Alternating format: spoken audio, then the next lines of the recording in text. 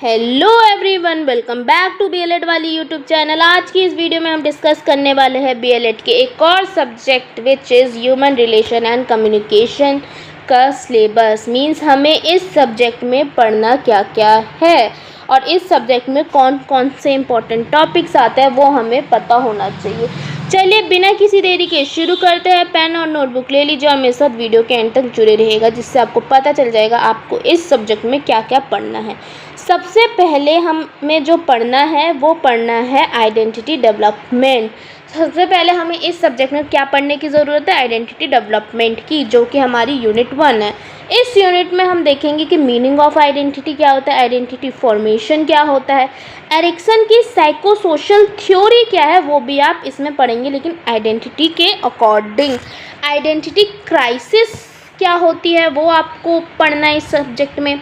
Role of confusion पढ़ना है, adolescence identity पढ़ना है, और फेमिनिस्ट का क्या पर्सपेक्टिव था आइडेंटिटी के ऊपर वो भी आपको क्या है इसमें पढ़ना है। लेकिन किस किस के according feminist perspective on identity किसके अकॉर्डिंग पढ़ना है? एरिक्सन के अकॉर्डिंग, गिलिगन्स के अकॉर्डिंग, चार्लो के अकॉर्डिंग एंड रूथलन के अकॉर्डिंग आपको पढ़ना है। उसके बाद आपको इस यूनिट में पढ़ना है एंकर्स एंड वेब रिलेटेडनेस, लेकिन ये आप पढ़ेंगे किसके अकॉर्डिंग? आइडेंटिटी के अकॉर्डिंग। फिर सोशल फैक्टर्स अफेक्टिंग आइडेंटिटी आपको पढ़नी है। School roles in identity formation आपको पढ़ना है, मतलब स्कूल का रोल क्या होता है आइडेंटिटी फॉर्मेशन में वो भी आपको पढ़ना है। फिर आपको पढ़ना है साइको एनालिटिक पर्सपेक्टिव आपको पढ़ना है, किसके अकॉर्डिंग? इन सब चीज़ों के अकॉर्डिंग। फिर आपको ह्यूमनिस्टिक पर्सपेक्टिव पढ़ना है, किसके अकॉर्डिंग? इन सब के अकॉर्डिंग। फिर आपकी ये जो सारी चीज़ें जब आप पढ़ लोगे तो जो आपकी यूनिट 1 क्या है कंप्लीट हो जाएगी। यूनिट 1 बेसिकली है आपकी आइडेंटिटी फॉर्मेशन के ऊपर, आइडेंटिटी के ऊपर। आइडेंटिटी होती क्या है, आइडेंटिटी के टाइप्स क्या है, आइडेंटिटी के मतलब पर्सपेक्टिव डिफरेंट क्या आते हैं, सोशल फैक्टर्स क्या आते हैं, वो आप यूनिट 1 में क्या है पढ़ोगे। अब चलते हैं आगे और देखते हैं सेकेंड यूनिट में आपको क्या पढ़ना है। सेकेंड यूनिट में आपको सेल्फ के बारे में बेसिकली पढ़ना है। इसमें आप देखेंगे self concept, self esteem, human relations क्या क्या है। इस यूनिट में आप सबसे पहले क्या पढ़ोगे? सेल्फ कॉन्सेप्ट पढ़ोगे, इसमें आपको मतलब बताया जाएगा। फिर आप सेल्फ एस्टीम पढ़ोगे, फिर आप सेल्फ इमेज पढ़ोगे, फिर आप देखोगे कि इमोशनल डेवलपमेंट क्या होता है, फिर आप ह्यूमन रिलेशनशिप इन स्कूल पढ़ोगे, स्टूडेंट और टीचर का क्या रिलेशन होता है वो भी आप पढ़ोगे इस यूनिट में, फिर पेयर रिलेशनशिप क्या होती है वो भी आप पढ़ोगे, फिर एम्पैथी एंड केयर का पढ़ोगे। इसमें आपको ये बताया जाएगा कि एम्पैथी का क्या मतलब है, केयर का क्या मतलब है, और दोनों के बीच डिफरेंस और सिमिलरिटीज़ क्या क्या है वो भी आप ये सारी चीज़ें क्या है इस यूनिट में पढ़ोगे। बेसिकली ये जो सेकेंड यूनिट है वो है सेल्फ के ऊपर। इसमें मतलब आपके बारे में ज़्यादा पढ़ाया जाएगा, या अगर मैं सिंपल लैंग्वेज में कहूँ बच्चों के बारे में ज़्यादा पढ़ाया जाएगा। थर्ड यूनिट है हमारी communication in education. Communication education में क्या है? सबसे पहले इसमें आपको बताया जाएगा व्हाट इज़ कम्युनिकेशन, मतलब कम्युनिकेशन क्या है। फिर कम्युनिकेशन के टाइप्स, विद 2 टाइप्स होते हैं, वर्बल कम्युनिकेशन और नॉन वर्बल कम्युनिकेशन, इसके बारे में आपको बताया जाएगा। फिर बैरियर्स क्या थे कम्युनिकेशन के वो आपको बताया जाएगा इस यूनिट में। फिर आपको जो पढ़ने की ज़रूरत है वह इफ़ेक्टिव क्लासरूम कम्युनिकेशन। फिर कम्युनिकेशन एंड पावर आपको पढ़ना है, फिर कम्युनिकेशन एंड आइडेंटिटी आपको पढ़नी है, फिर चैनल्स क्या क्या होते हैं कम्युनिकेशन के वो पढ़ना है, फिर अडल्ट चाइल्ड गैप, मतलब कम्युनिकेशन का क्या क्या गैप होता है अडल्ट और चाइल्ड के अंदर, वो भी आपको इस थर्ड यूनिट में पढ़ना है। थर्ड यूनिट बेसिकली आपकी सब कुछ बेस्ड है कम्युनिकेशन के ऊपर, जिसमें आप क्या देखोगे? कम्युनिकेशन का मतलब देखोगे, टाइप्स देखोगे, बैरियर्स देखोगे, चैनल्स देखोगे, और ये कैसे क्लासरूम में इफेक्टिव होती है, टीचर और स्टूडेंट के बीच में कैसे गैप होता है, अडल्ट और चाइल्ड के बीच में क्या गैप होता है, वो सब भी आप इस यूनिट में देखोगे। जो आपकी अब फोर्थ यूनिट है वो है हिडन करिकुलम एंड सोशलाइजेशन। इस यूनिट में आपको पढ़ना है कि हिडन करिकुलम क्या है। स्कूल कल्चर क्या होता है, फिर आपको सोशलाइजेशन भी आपको इसी यूनिट में पढ़ना है, फिर आप देखोगे कि डिसिप्लिन क्या होता है, फिर वैल्यूज़ एंड नॉर्म्स के बारे में भी आपको इसी यूनिट में क्या है पढ़ाया जाएगा, फिर सोशल इनइक्वालिटी स्कूल में क्या क्या होते हैं वो भी आपको इसमें पढ़ना है। बेसिकली हिडन करिकुलम क्या होता है वो भी आपको स्कूल के अकॉर्डिंग ही बताना, और सोशलाइजेशन क्या होता है ये सब भी आप पढ़ोगे, वो क्लास पर्सपेक्टिव से पढ़ोगे, ठीक है। नेक्स्ट जो यूनिट 5 है वो है reflective teaching and gymnastic education. इसमें आपको रिफ्लेक्टिव टीचिंग पढ़नी है, क्या है रिफ्लेक्टिव प्रश्न क्या है, ह्यूमनिस्टिक एजुकेशन क्या होती है, फैसिलिटेटिव टीचर क्या होती है, चाइल्ड सेंटर एजुकेशन क्या होती है ये आपको पढ़ना है, एक्सपेरिमेंटल लर्निंग क्या होती है। ये सब जो चीज़ें आप पढ़ेंगे वो भी आप क्लासरूम के अकॉर्डिंग ही पढ़ेंगे। अब देखते हैं आपको यूनिट 6 में क्या पढ़ना है। यूनिट 6 में आपको जो पढ़ना है वो किसके अकॉर्डिंग पढ़ना है, inclusion, equality and classroom diversity.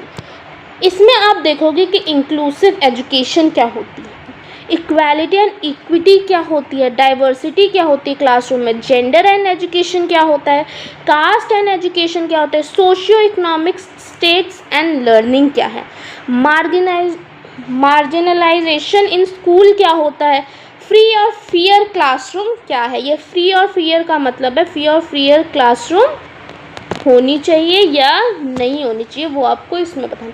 Basically ये यूनिट भी क्लासरूम के ऊपर ही बेस्ड होगी। अब देखते हैं कि नेक्स्ट इसमें एक और चीज़ पढ़ना है, आइडियल स्कूल कैसा होता है, मतलब स्कूल कैसा होना चाहिए, वो भी आप यूनिट 6 में क्या है पढ़ोगे। अब देखते हैं कि आपको यूनिट 7 में क्या पढ़ना है। यूनिट 7 जो बेसिकली होने वाली है वो है motivation, learning and classroom environment के ऊपर। यूनिट 7 में आप मोटिवेशन पढ़ोगे क्या होता है, क्लासरूम एनवायरनमेंट क्या होता है वो पढ़ोगे, पीयर लर्निंग क्या होती है आपको पढ़ोगे, कोऑपरेटिव लर्निंग क्या होती है वो आप पढ़ोगे, स्टूडेंट पार्टिसिपेशन क्या होता है वो आप पढ़ोगे, क्लासरूम एंजाइटी क्या होती है वो भी आप पढ़ोगे। आप एक चीज़ नोटिस करना, तो बेसिकली ना ये कहीं ना कहीं जितने भी यूनिट्स हैं एक दूसरे से क्या है कनेक्टेड है। जो आप पहले की यूनिट्स में पढ़ लोगे वो भी आप बाद की यूनिट्स में पढ़ोगे, क्योंकि सारी चीज़ें क्या है इंटरकनेक्टेड है। अब देखते हैं यूनिट 8 आपकी क्या है। यूनिट 8 आपकी है stereotyping of different communities influence thinking. Thinking को कैसे इन्फ्लुएंस करती है जितनी भी स्टीरियोटाइप्स होती है कम्युनिटीज़ की, जैसे कास्ट, इसमें आप देखो कौन से फैक्टर्स देखो, caste, socio economic class, religion, ये कैसे इफेक्ट करते हैं थिंकिंग को, ये भी आप इसमें देखोगे। नेक्स्ट यूनिट 9 जो आपकी वो है बिहेवियरिस्ट एंड ह्यूमनिस्टिक अप्रोच। इसमें आप देखोगे कि पीयर लर्निंग क्या होती है और एक्सपेरिमेंटल लर्निंग क्या होती है, किसके according, behaviourist and humanistic approach के अकॉर्डिंग। नेक्स्ट जो आपकी यूनिट 10 है वो है human relations in education. Human relations क्या है एजुकेशन में, इसमें आपको सबसे पहले पढ़ना है ह्यूमन रिलेशन इन एजुकेशन क्या है। इसमें आप क्या देखोगे, मीनिंग देखोगे, ठीक है, इंपॉर्टेंस देखोगे, क्लासरूम में क्या होता है, टीचर स्टूडेंट रिलेशनशिप क्या होता है, स्टूडेंट रिलेशनशिप, क्लासरूम क्लाइमेट, ये सब चीज़ें क्या होती है। फिर आप इस यूनिट में पढ़ोगे बिहेवियरिस्ट पर्सपेक्टिव क्या है, कौन से बिहेवियरिस्ट का पर्सपेक्टिव, तो ह्यूमन रिलेशन इन एजुकेशन में कौन से मतलब साइकोलॉजिस्ट ने बोला था, जैसे BF स्किनर हो गए, पेवलव हो गए, वाटसन हो गए। फिर आप इसमें रेनफोर्समेंट भी पढ़ोगे, पनिशमेंट कैसे इफेक्ट करती है, फिर क्लासरूम एप्लीकेशंस भी आप इसमें पढ़ोगे। नेक्स्ट जो आप इस यूनिट में पढ़ोगे वो पढ़ोगे ह्यूमनिस्टिक पर्सपेक्टिव। क्या देखोगे ह्यूमनिस्टिक पर्सपेक्टिव होता है क्या, किसके अकॉर्डिंग, कार्ल रॉजर्स के अकॉर्डिंग, मास्लो के अकॉर्डिंग। फिर आप इसमें पढ़ोगे चाइल्ड सेंटर्ड एजुकेशन क्या होती है, एम्पैथी क्या होती है, रिस्पेक्ट क्या होती है, मोटिवेशन क्या होती है। फिर आपको पढ़ाया जाएगा बिहेवियरिस्ट वर्सेस ह्यूमनिस्टिक पर्सपेक्टिव का डिफरेंस क्या क्या होता है।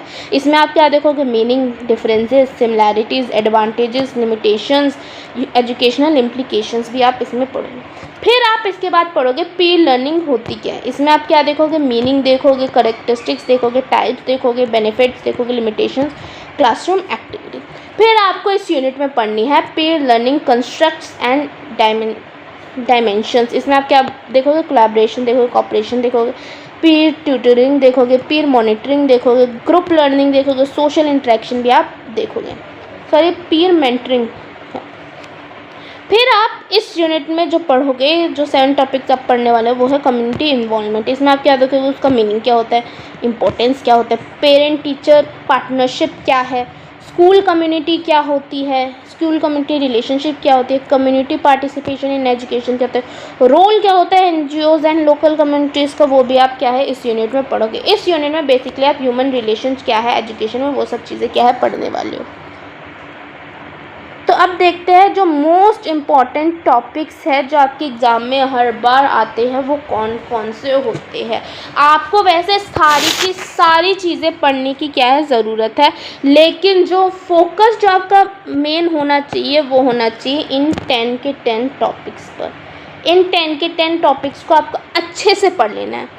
और एक बात याद रखना, मैं ये नहीं कह रही हूँ कि सिर्फ यही 10 के 10 टॉपिक्स पढ़ो, जो सारे के सारे यूनिट्स में दे रखे हैं सारे टॉपिक्स आपको डिटेल में पता होना चाहिए, क्योंकि किसी को भी कुछ भी नहीं पता कि कब पेपर का पैटर्न चेंज हो जाए, है ना। चेंज कभी भी हो सकता है। अगर कोई नई टीचर आएगी तो वो अपने तरीके से क्वेश्चन फॉर्म करेगी, हो सकता है वो जो टॉपिक्स अभी तक नहीं आए उनमें से क्वेश्चन दे। इसलिए मैं आपको कहूँगी कि सारे के सारे टॉपिक्स अच्छे से पढ़ना, लेकिन फोकस जो थोड़ा सा फोकस ज़्यादा इन 10 के 10 टॉपिक्स पे करना। ये कौन कौन से 10 टॉपिक्स है चलिए देखते हैं जो सबसे ज़्यादा एग्ज़ाम्स के लिए आपके क्या है इम्पोर्टेंट है। फर्स्ट जो टॉपिक है वो है सेल्फ कॉन्सेप्ट, सेल्फ आइडेंटिटी। ये सब क्या है आपके बहुत ज़्यादा ही इम्पॉर्टेंट है। फिर है साइको एनालिटिक थ्योरी आपकी इम्पॉर्टेंट है। फिर है Maslow hierarchy of needs important. फिर कार्ल रॉजर्स की ह्यूमनिस्टिक थ्योरी भी बहुत ज़्यादा इम्पॉर्टेंट है। फिर एडल्ट चाइल्ड गैप रिलेशनशिप जो क्या होता है वो भी बहुत ज़्यादा क्या है इम्पॉर्टेंट है। फिर चैनल्स फॉर कम्युनिकेशन भी इम्पॉर्टेंट है। फिर हिडन करिकुलम भी इम्पॉर्टेंट है आपका। फिर आपका है बिहेवियरिस्ट वर्सेस ह्यूमनिस्टिक पर्सपेक्टिव, आपका एग्ज़ाम के पर्सपेक्टिव से बहुत ज़्यादा इम्पॉर्टेंट है टॉपिक। फिर पीयर लर्निंग भी आपके बहुत ज़्यादा इम्पॉर्टेंट है। फिर कम्युनिटी इन्वॉल्वड इन एजुकेशन भी आपको बहुत इंपॉर्टेंट टॉपिक है। तो ये जो जितने भी टॉपिक मैंने आपको बताए वो एग्ज़ाम्स के पर्सपेक्टिव से बहुत ही ज़्यादा इम्पॉर्टेंट है। आई होप आपको पता चल गया होगा कि आपको ह्यूमन रिलेशन एंड कम्युनिकेशन में क्या क्या पढ़ना सबसे ज़्यादा ज़रूरी है और आपको क्या क्या पढ़ने की इस सब्जेक्ट में बहुत ज़्यादा ज़रूरत है। अगर आप ये सारे के सारे यूनिट अच्छे से पढ़ लोगे तो आई नो आप एग्ज़ाम्स में इन सभी यूनिट से जो इन यूनिट्स के अंदर जितने भी टॉपिक्स हैं अगर कोई क्वेश्चन आए तो आप उनका आंसर अच्छे से दे पाओगे एंड बहुत अच्छे मार्क्स क्या है स्कोर कर पाओगे। अगर आपको किसी भी जितने भी चीज़ मैंने पढ़ाई उसकी PDF आपको चाहिए हो तो आप मेरा टेलीग्राम चैनल भी ज्वाइन कर सकते हैं, उसकी लिंक आपको डिस्क्रिप्शन में मिल जाएगी। अगर आपको कोई PDF डाउनलोड करनी हो तो उसकी भी लिंक आपको क्या है डिस्क्रिप्शन में मिल जाएगी। अगर आपको किसी भी चीज़ में डाउट हो तो आप मुझसे कमेंट करके पूछ सकते हो।